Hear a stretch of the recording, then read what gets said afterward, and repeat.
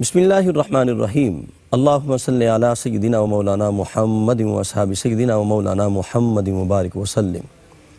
السلام علیکم ورحمۃ اللہ وبرکاتہ۔ محترم ناظرین کرام، ARYQ TV پر حیات صحابہ رضی اللہ تعالیٰ عنہم کے بابرکت پروگرام میں میں ہوں آپ کا میزبان قاری محمد یونس قادری۔ اس پروگرام میں ہم ان عظیم ہستیوں کا ذکر کرتے ہیں جنہیں صحبت مصطفیٰ صلی اللہ علیہ وآلہ وسلم کا اعزاز حاصل رہا۔ وہ عظیم لوگ جنہیں براہ راست کریم آقا علیہ السلام کا دیدار عطا ہوتا رہا، جن کی بابت میرے آقا نے فرمایا کہ جس نے مجھے دیکھا وہ بھی جنتی ہے، جس نے مجھے دیکھنے والے کو دیکھا وہ بھی جنتی ہے۔ گویا کہ ہم جنتی لوگوں کا ذکر کر کے جنتی بننے کی کوشش کرتے ہیں۔ ناظرین محترم، الحمدللہ مسلسل کئی پروگراموں میں ہم ذکر کر رہے ہیں عظیم صحابی رسول، محافظ مصطفیٰ، رازدان مصطفیٰ سیدنا سلمان فارسی رضی اللہ تعالی عنہ کا، جنہیں کریم آقا علیہ السلام نے کئی تاج عطا فرمائے، عزت کے، ایمان کے، تقوی و طہارت کے، عاجزی انکساری کے، لیکن میں سمجھتا ہوں ان میں سب سے بڑا اعزاز یہ ہے کہ کریم آقا علیہ السلام نے انہیں اپنی اہل بیت میں شمار فرما لیا۔ فرمایا یہ سلمان میری اہل بیت میں شامل ہے، قربان جاؤں۔ سیدنا سلمان فارسی رضی اللہ تعالی عنہ کا ترہ امتیاز عاجزی انکساری بھی تھا۔ آپ ہر دور میں آپ کی سادگی، یہ جو آپ کا ترہ تھا، یہ سب سے نمایاں نظر آتا ہے۔ آپ کے کئی ادوار گزرے، غلامی کے بھی، آزادی کے بھی، خلفائے راشدین کے بھی، لیکن آپ کے جسم مبارک پر ہم دیکھتے ہیں ایک ہی قمیض ہے اور ایک ہی پاجامہ ہے اور اسی کے اندر ہیں، یہاں تک کہ آپ مدائن کے گورنر بن جاتے ہیں، امیر بن جاتے ہیں، لیکن آپ کی سادگی برقرار ہے۔ لوگ حیران ہوتے تھے کہ جناب آپ جب بھی آتے، بلکہ جب آپ داخل ہوتے اور آپ گدھے پر سوار ہو کے تشریف لاتے تو بعض اوقات اباش نوجوان آپ کے پیچھے لگ جاتے، تو وہ کہتے یہ کوئی مزدور آ گیا ہے، تو لوگ منع کرتے تمہیں شرم آنی چاہیے، یہ تمہارا امیر ہے۔ ناظرین محترم، اس میں پیغام یہ بھی ہے، یہ تھے حکمران، یہ تھے ہمارے گورنر، اور یہ عظیم آدمی تھے۔ سادگی ان کا ترہ امتیاز تھا۔ بلکہ ایک آخری بات کہہ کے اپنے مہمان کی طرف چلتے ہیں کہ ایک ابسی نوجوان، آپ بازار میں تھے اور وہ ابسی نوجوان، اس نے ایک چارہ خریدا اپنے بیل اور بکریوں کے لیے، تو اس نے دائیں بائیں دیکھا، انہیں نظر آیا حضرت سلمان فارسی، اس نے سمجھا یہ مزدور آدمی ہے، انہیں اشارہ کر کے کہا کہ میرا چارہ اٹھاؤ۔ آپ نے اٹھا لیا، کہا چلو میرے گھر میں چلو۔ جب وہ چلنے لگے تو راستے میں لوگوں نے امیر کو سلام کیا تو وہ پریشان ہو گیا، یہ بندہ کون ہے؟ اس کو ہر بندہ ہی سلام کر رہا ہے۔ انہوں نے پوچھا بھی کون ہے؟ انہوں نے کہا یہ تو ہمارے گورنر ہیں، ہمارے امیر ہیں، اور عظیم صحابی رسول حضرت سلمان فارسی رضی اللہ تعالی عنہ ہیں۔ تو وہ پریشان ہو گئے، اس نے معافی مانگی، حضور میں آپ سے معذرت چاہتا ہوں۔ فرمایا نہیں، میں اپنے اس بوجھ کو نہیں اٹھاؤں گا جو تم نے مجھ پر لادا ہے، جب تک تمہارا گھر نہیں آ جاتا، میں نے اللہ کی رضا کے لیے یہ کام کیا ہے۔ ناظرین محترم، یہ تھے حکمران، یہ تھے امیر، یہ تھے گورنر۔ ہمارے ساتھ تشریف فرما ہے انتہائی محترم، بڑی پیاری شخصیت اور علمی شخصیت، عظیم کالم نگار جناب پروفیسر رضا الدین صدیقی صاحب۔ السلام علیکم ورحمۃ اللہ۔ جی وعلیکم السلام ورحمۃ اللہ کہتے ہیں جی آپ کو۔ بہت شکریہ جناب۔ قبلہ پروفیسر، بڑا حسین ذکر جاری ہے اور کئی پروگراموں سے یقین کریں ایمان منور ہو رہا ہے، اتنا حسین ذکر جاری ہے۔ کریم آقا علیہ السلام نے آپ کو اپنی اہل بیت میں شامل کیا، اور پھر میں چاہتا ہوں، آپ نے پچھلے پروگرام میں بیان فرمایا تھا کہ خندق کے موقع پر آپ نے، جب میں نے سوال کیا کہ آپ کس طرح مواخات میں آئے ہیں، تو کیا ہجرت کے موقع پر، مواخات مدینہ کے موقع پر آپ بھائی کو بھائی بھائی بنایا گیا، تو آپ نے اس پہ ذکر کیا۔ میں چاہتا ہوں خندق کے موقع پر آپ کا بڑا اہم کردار ہے، اس کے حوالے سے کچھ موتی عطا فرمائیں۔ جی بسم اللہ الرحمن الرحیم۔ حضرت سلمان فارسی کے تذکرے میں ایک بڑی لذت اور حلاوت محسوس ہو رہی ہے۔ کیا کہنے، اور جیسے ایک ایسا ذکر جمیل ہے جس میں طبیعت لگ رہی ہے۔ جی اللہ اکبر۔ وہ ایسے خوبصورت انسان، اور اتنا ان کا دین کے ساتھ اخلاص، اگلی نسل تک انہوں نے کس دل سوزی کے ساتھ دین منتقل کیا، جی، اور پھر کیسی انہوں نے خوبصورت اور پاکیزہ زندگی گزاری۔ ان کی زندگی میں سوائے پاکیزگی اور لطافت کے اور اخلاص کے اور خدمت کے کوئی چیز نظر نہیں آتی۔ اللہ، تو وہ ذکر جمیل ہی ایسا ہے کہ جس میں انسان چاہتا ہے کہ یہ تذکرہ طویل تر ہوتا رہے اور اس کے جتنے پہلو سامنے آ سکتے ہیں وہ سامنے آئیں۔ ہمارے علم کی بساط کیا ہے کہ ہم ان پاکانے امت کی ساری کنہ تک پہنچ سکیں، لیکن اپنی اپنی بساط کے مطابق انسان فیض حاصل کرتا ہے۔ بے شک۔ غزوہ خندق سے پہلے جتنے غزوات تھے اس میں آپ شریک نہیں ہو سکے کیونکہ آپ غلامی میں تھے اور ان سے آپ کو اجازت نہیں ملی. بدر میں بھی نہیں آپ جا سکے, احد میں بھی نہیں جا سکے. یہ 2 بڑے مارکے تھے, جی باقی چھوٹی مہمات تھیں. غزوہ خندق ایک ایسا بڑا مارکہ ہے جس سے پہلے آپ اسلام قبول کر چکے تھے اور نبی پاک صلی اللہ علیہ وسلم کی صحبت کے دائرے میں آپ آ چکے تھے اور ایک التزام کر چکے تھے. اسلام میں آپ کا مقام اس حوالے سے بڑا نمایاں ہو چکا تھا. اس نمایاں مقام میں آپ کی طبی ذہانت کا بھی دخل ہے, آپ کے علم و فضل کا بھی دخل ہے. صحیح. کیونکہ جو فارسی روایت کی کتابیں تھیں آپ نے وہ بھی پڑھی ہوئی تھیں, فارسی زبان و ادب سے آپ آگاہ تھے. پھر آپ نے انجیل بھی پڑھی ہوئی تھی, زبور پڑھی ہوئی تھی, سابقہ کتابوں سے بھی آپ آگاہ تھے. اور آپ اب قرآن اتر رہا تھا تو قرآن کی لطافتوں سے بھی آپ آشنا تھے. نبی کریم صلی اللہ علیہ وسلم کی صحبت آپ کو میسر آتی تھی. جو آیتیں پہلے اتر چکی تھیں ان کی تفہیم آپ براہ راست نبی پاک صلی اللہ علیہ وسلم سے حاصل کرتے تھے. جی تو اور پھر بہت سے معاملات میں ہمیں نبی کریم صلی اللہ علیہ وآلہ وسلم کے ساتھ آپ مسلسل شریک نظر آتے ہیں. جی. تو اس حوالے سے آپ کی شخصیت لوگوں میں بڑی ایک محبوب شخصیت بن گئی. جب خندق کا مرحلہ پیش آیا اور کفار کا ایک بڑا لشکر مسلمانوں پر یورش کرنے کے لیے مکہ سے چل پڑا, بہت سے قبائل بھی ان کے ساتھ شامل ہو گئے, اور اس سے پہلے اتنا بڑا کوئی لشکر جرار کبھی بھی عرب میں نکلا نہیں جتنا کہ خندق پہ وہ یورش کر رہے تھے.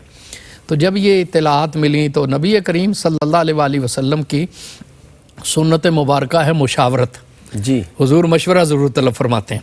حضرت ضیاء الامت پیر محمد کرم شاہ الازہری رحمۃ اللہ علیہ فرمایا کرتے تھے کہ جس قلب انور پہ وحی نازل ہو رہی ہو, جسے اللہ تبارک و تعالیٰ نے کائنات کے اسرار عطا کیے ہوں, اسے کسی سے مشورہ کرنے کی ضرورت نہیں ہے. کیا کہنے ہیں, سبحان اللہ. لیکن نبی کریم صلی اللہ علیہ وآلہ وسلم جو مشورہ کرتے ہیں جی تو اس کے 2 نمایاں پہلو ہیں. حضور کے راز کتنے ہیں, ان کے کتنے پہلو ہیں, ہم ان کا احاطہ تو نہیں کر سکتے. 2 پہلو یہ ہیں کہ ایک تو یہ کہ جو اصاغر نوازی ہے, لوگوں کی تربیت ہے, اس کا ایک اہتمام ہو. صحیح. حوصلہ افزائی ہوتی ہے, اندر کی ایک صلاحیت باہر آتی ہے. بے شک. جب آپ اپنے چھوٹے سے کہیں گے کہ بھئی یہ معاملہ ہے مجھے بتاؤ, تو اسے غور و فکر کی عادت بھی پڑے گی, اس میں ایک اعتماد بھی پیدا ہوگا, اس میں ایک حوصلہ افزائی پیدا ہوگی کہ بھئی قاری اس کی ایک حوصلہ افزائی ہوگی کہ قاری یونس صاحب جیسی شخصیت نے مجھے کہا ہے کہ مشورہ دو. جی. تو یہ ایک اعتماد پیدا ہوتا ہے, صلاحیتیں جو ہیں وہ بروئے کار آتی ہیں. آج ہم اپنے معاشرے میں دیکھ رہے ہیں کہ ہر شخص باصلاحیت انسان کو دبانے کی کوشش کرتا ہے.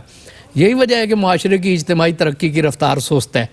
جن معاشروں میں صلاحیتوں سے لوگ خوف زدہ ہوتے ہیں پھر وہ معاشرے ترقی نہیں کرتے.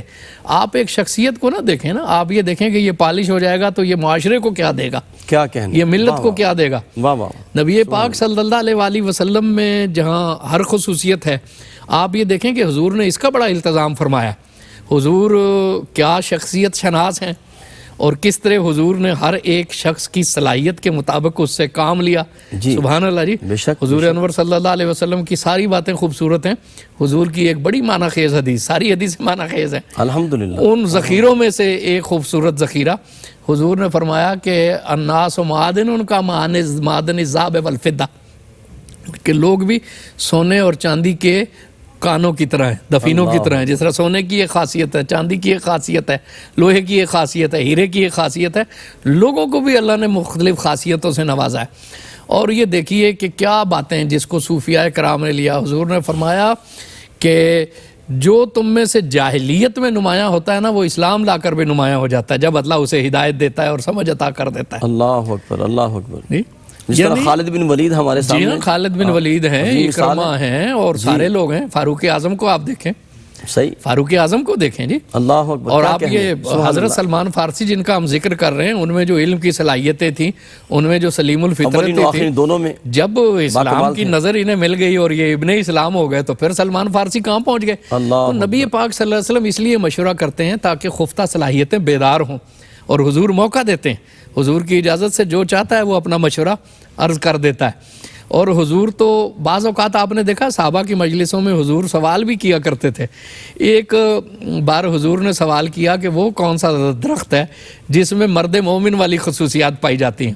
تو عبداللہ بن عباس اس وقت اصاغر صحابہ میں چھوٹے ہیں نا, وہ فرماتے ہیں میرے دل میں خیال آیا کہ کھجور کا درخت ہے، لیکن حضور کے احترام کی وجہ سے صلی اللہ علیہ وسلم اور باقی سینئر صحابہ تھے سب، تو میں نے جسارت نہیں ہوئی مجھ سے، اللہ تو سارے چپ رہے۔ تو حضور اکرم صلی اللہ علیہ وسلم نے خود فرمایا کہ کھجور کا درخت ہے۔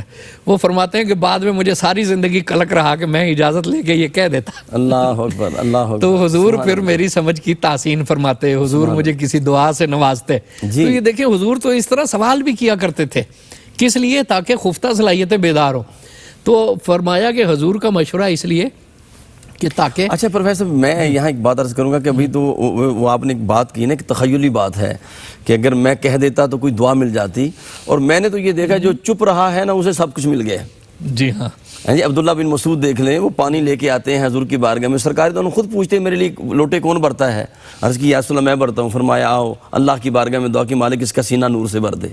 جو جتنا خاموش رہتا ہے اسے اتنا زیادہ عطا ہو جاتا ہے۔ اصل میں بات یہ ہے کہ جو سائیں ہے نا اس کی نظر ہوتی ہے اخلاص پہ۔ کیا کہنے، صحابہ اگر گفتگو کرتے تھے تو وہ بھی بربنائے اخلاص کرتے تھے، بے شک اگر سکوت اختیار کرتے تھے تو وہ بھی بربنائے اخلاص و ادب کرتے تھے۔ جی تو اصل میں بات یہ ہوتی ہے کہ لمحہ موجود کی سچائی کیا ہے، کیا کہنے، اور کیا چیز جو ہے وہ قبول ہو جائے۔ جی اور میرا خیال یہ ہے کہ جتنا اخلاص ہوتا ہے نا اتنی وہ چیز قابل قبول ہو جاتی ہے۔ جی بے شک، کیونکہ ان کی نظر دلوں پہ ہوتی ہے، وہ مزکی ہیں، وہ رسول مزکی ہیں صلی اللہ علیہ وسلم۔ اللہ رب العزت نے انہیں دلوں کا تزکیہ کرنے کے لیے بھیجا ہے، اور وہ دل کی ساری کیفیت سے واقف ہیں، وہ دل کی دھڑکنوں سے بھی بے شک، واقف ہیں۔ تو اب ہوا یہ کہ میں عرض کر رہا تھا کہ حضور اکرم صلی اللہ علیہ وسلم کی سنت مشورہ میں ایک تو راز یہ ہے کہ خفتہ صلاحیتیں بیدار ہوں، جی دوسری راز یہ ہے کہ جب نبی محتشم صلی اللہ علیہ وسلم جنہیں اللہ نے کائنات کا مالک و مختار بنا کے بھیجا ہے، جن کے قلب انور پہ وحی اترتی ہے، جب وہ مشورہ طلب فرما رہے ہیں تو پھر کون ہے جو اس رعونت کا شکار ہو کہ میں کسی سے مشورہ کیوں کروں؟ جی مشورے کو حضور کی سنت بنا دیا گیا صلی اللہ علیہ وسلم۔ جی اور شاورہم فی الامر، واہ واہ واہ، حکم ربانی، حکم ربانی ہو گیا اور سنت رسول صلی اللہ علیہ وسلم ہو گئی۔ پھر آپ یہ دیکھیں آج ہمارے معاشرے میں بہت سی چیزیں ہوتی ہیں، لوگ کہتے ہیں میں نے جو کہہ دیا بس ٹھیک کہہ دیا۔ جی جی جی جی، وہ مشورہ نہیں کرتے، کسی کو خاطر میں نہیں لاتے، دانشوروں کو خاطر میں نہیں لاتے۔ بہت سے معاشرے اس لحاظ سے تباہ ہو گئے۔ آج آپ دیکھیں امت مسلمہ میں آپ دیکھیں ایسے ایسے حکمران ہیں جو کسی کو کچھ سمجھتے نہیں، صلاحیتوں کو صحیح وہ نہیں کرتے۔ پروفیسر بڑی خوبصورت باتیں ہیں، اور میں مزید آپ کی طرف آتا ہوں، اور آپ نے دو راز بیان کیے ہیں بڑے اچھے، اور ناظرین محترم ایک راز میں بھی بیان کر دیتا ہوں جو زبان مصطفیٰ سے نکلا ہے۔ میرے آقا نے فرمایا تھا شب معراج کے موقع سے واپسی پر، فرمایا تھا اے عائشہ جو بندہ کسی بندے کا ٹوٹا ہوا دل جوڑ دے گا رب کائنات اسے بغیر حساب کے جنت عطا فرما دے گا۔ ملاقات کرتے ہیں ایک وقفے کے بعد۔ السلام علیکم ورحمۃ اللہ وبرکاتہ۔ ناظرین محترم ARYQ-TV پر حیات صحابہ رضی اللہ تعالیٰ عنہم کے بابرکت پروگرام میں آپ شامل ہیں، اور آپ کا میزبان قاری محمد یونس قادری حاضر خدمت ہے۔ عظیم صحابی رسول اور جنہیں بے پناہ قرب مصطفیٰ عطا تھا، جنہیں کریم آقا علیہ السلام نے اپنی اہل بیت میں شمار کیا، ایک طویل عمر آپ نے پائی، با اختلاف روایت آپ نے 350 سال عمر پائی، بعض نے کہا 250 سال ہے، بعض نے کہا 80 سال ہے، واللہ عالم ورسولہ۔ تو ایک طویل عمر پانے والے عظیم صحابی رسول جن کے بابت کریم آقا علیہ السلام نے کیا عظمتیں ان کو عطا فرمائیں اور اپنی اہل بیت میں شمار کیا۔ سامعین محترم، سیدنا سلمان فارسی رضی اللہ تعالیٰ عنہ کا رہن سہن اتنا سادہ تھا کہ ایک مرتبہ آپ کے پاس کچھ مہمان آ گئے، اور انہوں نے سوچا کہ اتنی بڑی شخصیت ہیں، مدائن کے امیر ہیں، تو انہوں نے سوچا ہوگا ذہن میں کوئی اچھا کھانے کو ملے گا۔ تو جب وہ آئے تو آپ نے حسب معمول جو آپ کے پاس تھا وہ پیش کر دیا، روٹی تھی اور اس کے ساتھ نمک تھا۔ وہ بندے بڑے حیران ہوئے، اتنی بڑی ہستی، اور کہا جی یہ نمک ہے صرف؟ تو ایک شخص کہنے لگا اگر آپ شفقت فرمائیں تو کچھ پودینہ ہی لے آئیں، چلو تھوڑا سا ٹیسٹ بن جائے۔ تو آپ نے کہا میرے پاس تو نہیں ہے۔ اس نے پھر اصرار کیا، آپ اندر تشریف لے جاتے ہیں، اور آپ کے پاس ایک لوٹا تھا، اسے آپ نے گروی رکھوایا اور پودینہ لے کے آئے، اور اس شخص نے وہ پودینہ تناول کیا روٹی کے ساتھ۔ تو بعد میں اس نے دعا کی الحمدللہ رب العالمین کہ سب تعریفیں اللہ کے لیے ہیں، اور پھر اس نے آخر میں ایک جملہ کہا کہ ہم نے رب کے دیے ہوئے مال پہ قناعت کر لیا۔ تو سلمان فارسی نے جب یہ جملہ سنا نا کہ اس نے کہا کہ میں نے قناعت کر لیا، فرمایا اگر تو نے قناعت کیا ہوتا تو میرا لوٹا گروی نہ رکھواتا اور پودینہ کی طلب نہ کرتا۔ تو اندازہ کریں یہ تھے امیر، یہ تھے حکمران جنہوں نے سب کچھ اللہ اور اللہ کے رسول کے نام پہ قربان کر دیا۔ جی قبلہ پروفیسر صاحب، آپ خندق کی طرف جا رہے تھے، جی بسم اللہ۔ جی میں عرض کر رہا تھا کہ ایک لشکر جرار حملہ آور ہوا۔ جی جو عرب کی ہم تاریخ دیکھتے ہیں تو بہت بڑے بڑے لشکر نہیں ایک دوسرے پہ یلغار کرتے تھے، قبیلے آپس میں لڑا کرتے تھے، صحیح، ان کی لڑائیاں تھیں بڑی طویل، تو وہ آپس میں وہ لڑتے رہتے تھے۔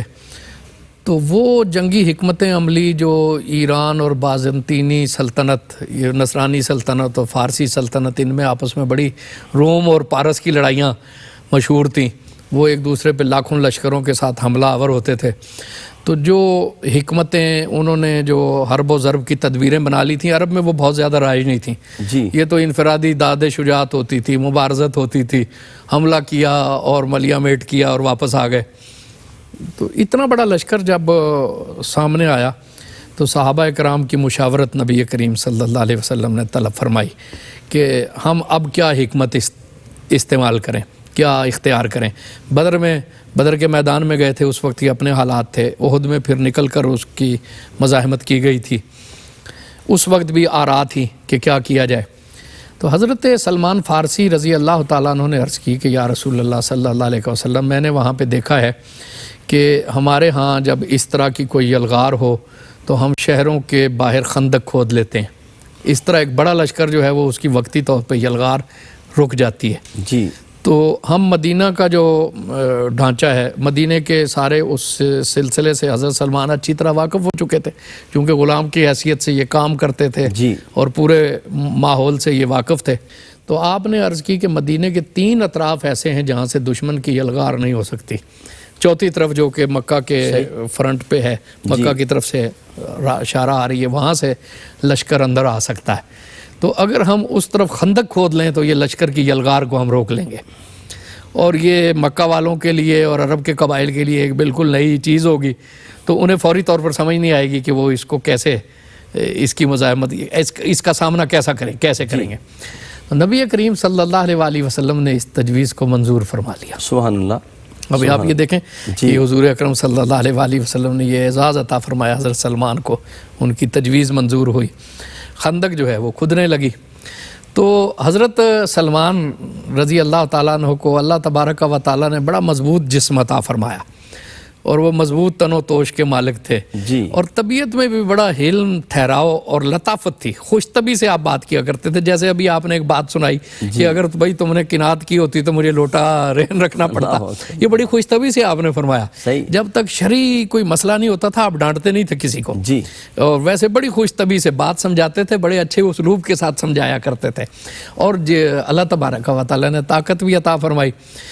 تو مہاجرین نے کہا کہ یا رسول اللہ انہیں ہمارے گروہ کے ساتھ کر دیں، یہ تاکہ ہمارے ساتھ خندق کھودیں۔ انصار نے کہا کہ یہ مدینہ کے رہنے والے ہیں، یہ تو ہمارے ہیں۔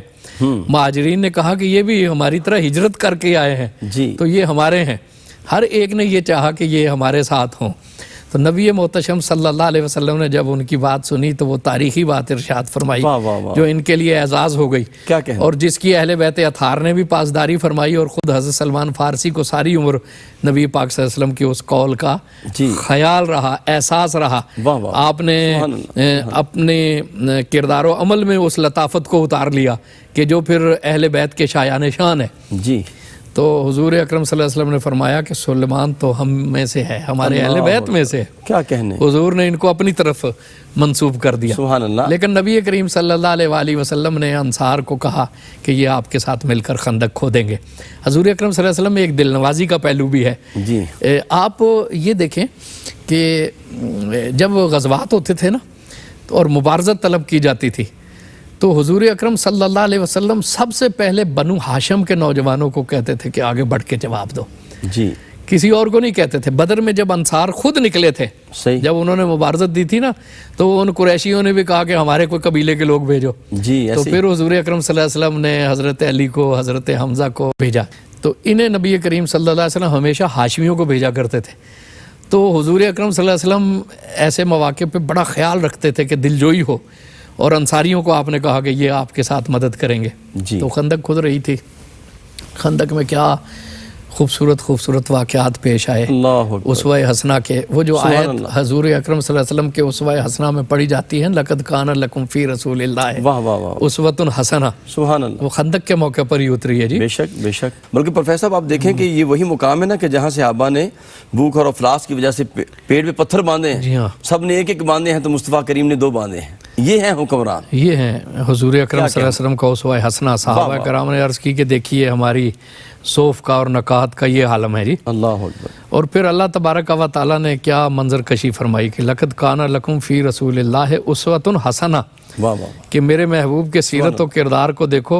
अल्लाह तबारक व तआला ने इसे हुस्न के खमीर में गूंदा हुआ है। क्या कहने, सुभान अल्लाह। देखिए ना, भूख का आलम हो और मेहनत और मुशक्क़त का आलम हो, गर्द उड़ रही हो, लबो रुखसार के बोसे ले रही हो, जंग के इस्तिराब का आलम हो जिसमें उज़लात तन जाते हैं, ऐसे में कोई चाहे कि हुस्न की तजल्ली देखे तो कैसे देखेगा? वाह वाह, कहीं और है या नहीं है? क्या कहने मेरे हैं, पाक वाह वाह। परवरदिगार ने गवाही दी है, लक़द कान लकुम फ़ी रसूलिल्लाह उस्वतुन हसना।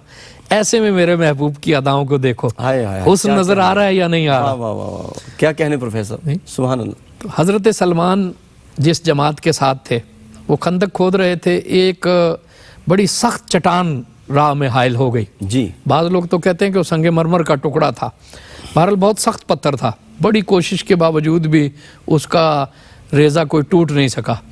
तो नबी पाक सल्लल्लाहु अलैहि वसल्लम की खिदमत में हज़रत सलमान फ़ारसी रज़ी अल्लाह अन्हु ने अर्ज़ की कि या रसूल अल्लाह, ये रास्ते में एक बहुत बड़ा पत्थर हायल हो गया है और ये हम खंदक आगे इससे बढ़ के खोद नहीं पा रहे। तो नबी करीम सल्लल्लाहु अलैहि वसल्लम बनफ़्स नफ़ीस वहाँ तशरीफ़ लाए।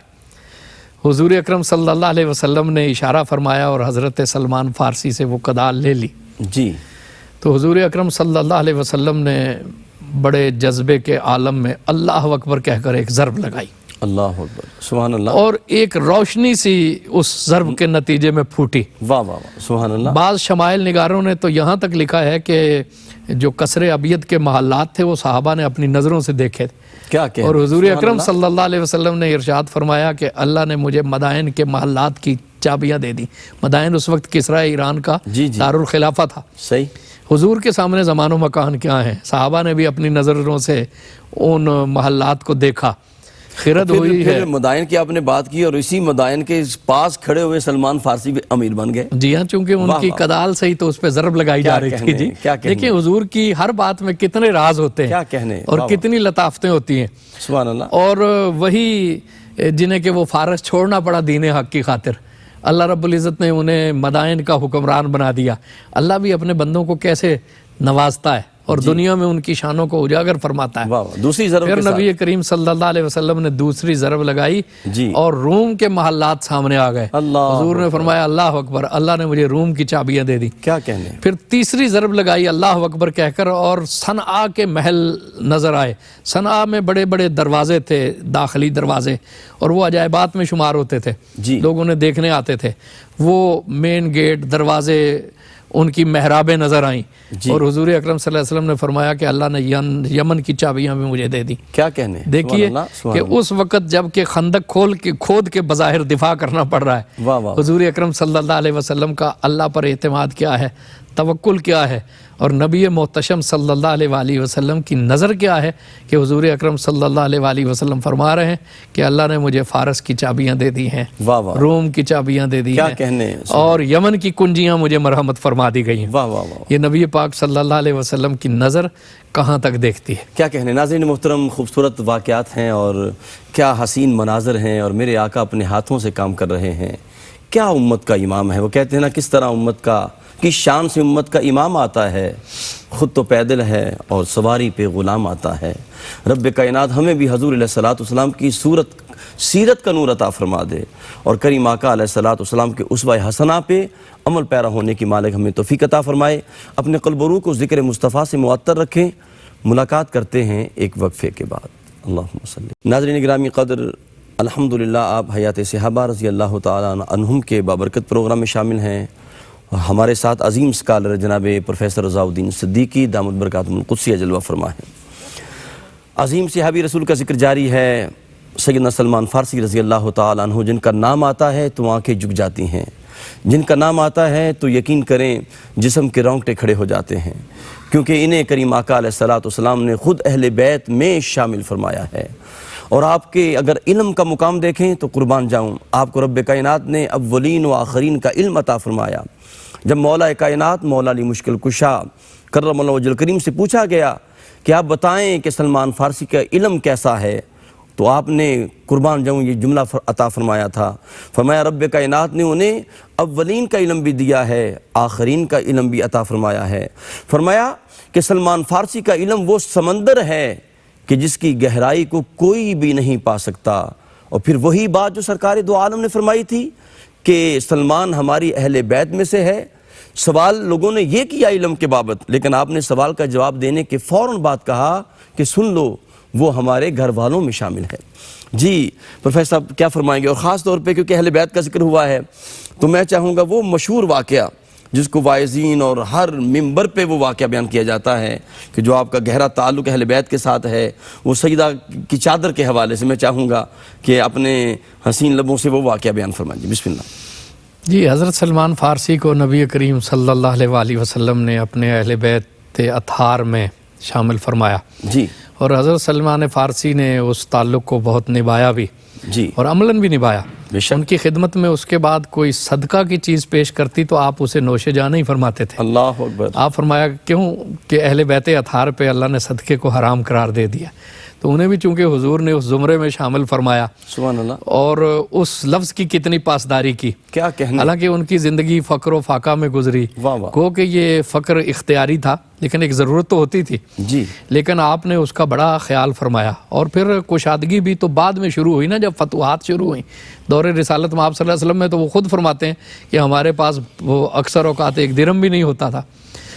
تو آپ یہ دیکھیں کہ ایک صاحب حضور اکرم صلی اللہ علیہ وسلم کی خدمت میں آئے، کہیں مسافر تھے وہ، انہوں نے حضور اکرم صلی اللہ علیہ وآلہ وسلم سے سوال کیا کہ مجھے کچھ کھانے کے لیے عنایت فرمائیں۔ جی، حضور انور صلی اللہ علیہ وآلہ وسلم نے پتہ کیا کہ حضور کے کاشانہ اقدس میں کوئی چیز کھانے کی نہیں تھی، اور کیا عالم تھا فقر کا کہ امہات المومنین کے کاشانہ اقدس میں کوئی چیز نہیں تھی۔ اللہ اکبر۔ حضرت سعد بن عبادہ نے اسے کہا کہ بھئی میں یہ اونٹنی تمہیں دے دیتا ہوں، میرے سے آ کے اپنی اونٹنی لے جانا۔ حضرت علی مرتضیٰ کرم اللہ وجہ الکریم نے اس کے سوال کے بعد اپنی دستار اسے عنایت فرما دی۔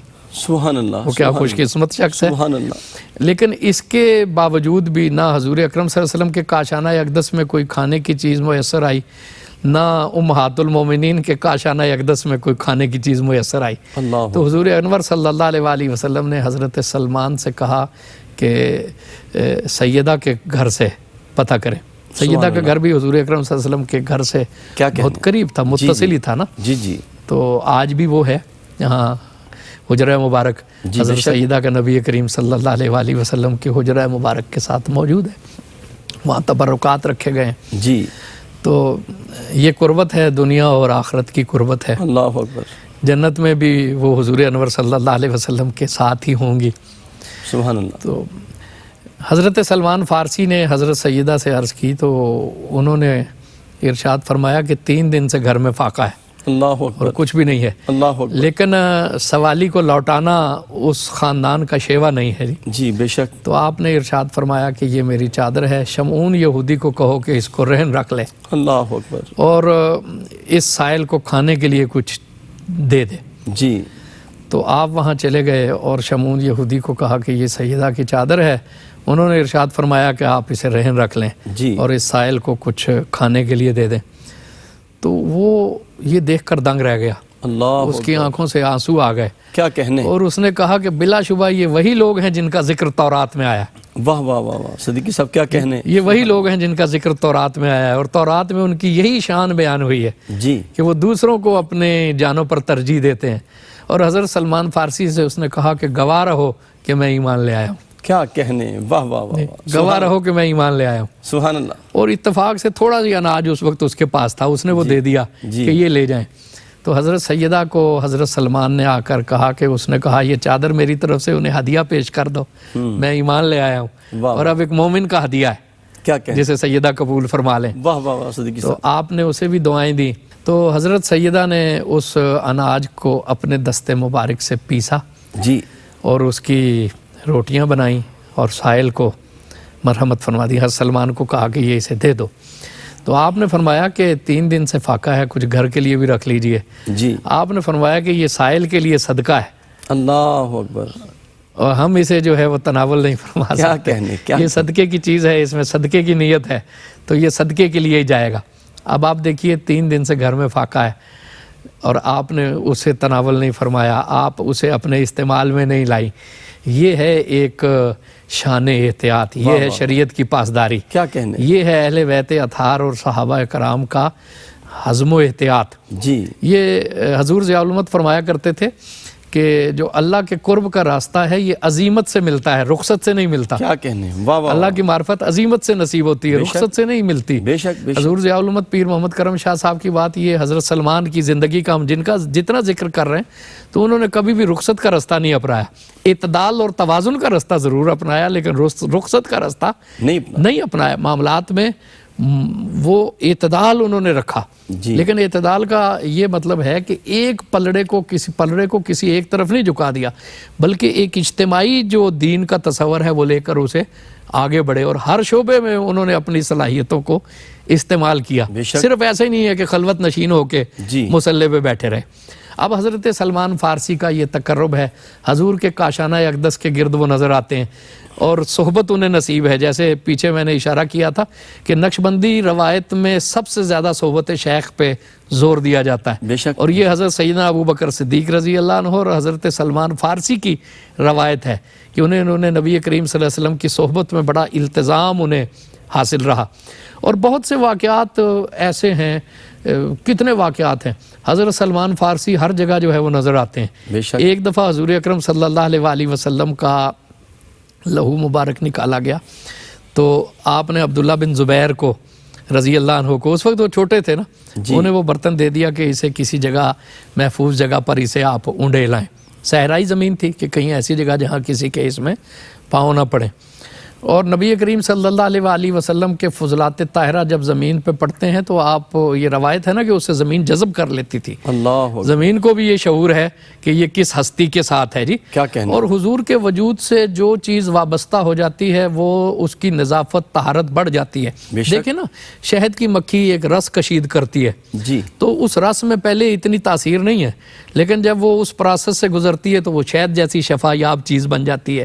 ریشم کا کیڑا شہتوت سے رس کشید کرتا ہے, اس کے وجود سے وہ گزر کے آتا ہے تو ریشم جیسی لطیف چیز بن جاتی ہے. تو جو چیز حضور انور صلی اللہ علیہ وسلم کے وجود مبارک سے گزر جاتی ہے تو وہ پھر طاہر ہو جاتی ہے, اس کا تقرب بڑھ جاتا ہے, اس کی تاثیر بڑھ جاتی ہے. لیکن نبی کریم صلی اللہ علیہ وسلم کی جو اپنی شخصیت ہے, اپنا مقام ہے, اس کے حوالے سے ان کے احکام ہیں. اور حضور اس معاملے میں احتیاط فرماتے تھے, خلوت فرماتے تھے, اور حضور کے فضلات طاہرہ زمین جذب کر لیا کرتی تھی.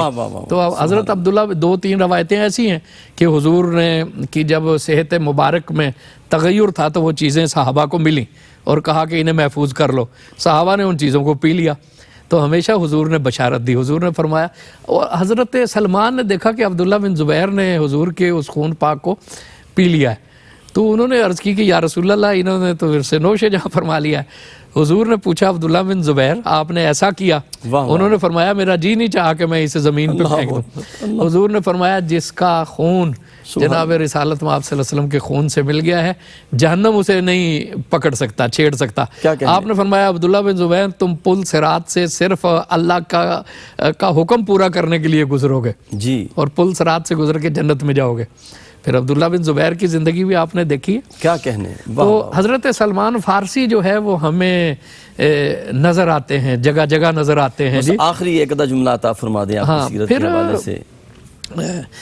حضرت سلمان فارسی کا پیغام تو یہ ہے کہ انہوں نے نبی کریم صلی اللہ علیہ وسلم کے وجود مبارک سے خوشبو کشید کی, کیا کہنے, پورے شعور کے عالم میں. واہ واہ واہ. اس محبت کے ساتھ پورا شعور زندگی شامل کیا جی, اور آپ کا جو عشق ہے نا یہ شعور کا عشق ہے جی. اور اقبال کا ایک بڑا خوبصورت شعر ہے, بسم اللہ. اقبال کہتے ہیں کہ دیوانہ با کردارم فرزانہ با گفتارم از بادائے شوقے تو ہوشیارم و مستم من. حضور کے عشق کی ندرت یہ ہے کہ کردار میں دیوانگی ہے, ایک جنون کے عالم میں جدوجہد کر رہے ہیں، لیکن گفتار میں فرزانگی ہے، پاگلوں والی بات نہیں کرتے. وہ کہتے ہیں حضور کے عشق نے مجھے دیوانہ بھی بنایا اور فرزانہ بھی بنایا. کیا کہنے. ناظرین محترم، بڑا حسین ذکر تھا، اور یقین کریں جی چاہتا تھا یہ ذکر جاری رہے اور ہمیں انوار ملتے رہیں سیرت سلیمان رضی اللہ تعالیٰ عنہ سے.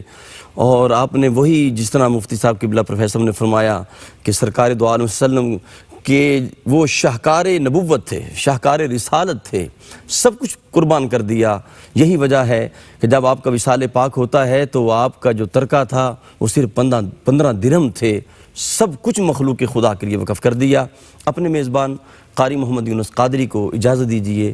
السلام علیکم ورحمۃ اللہ وبرکاتہ.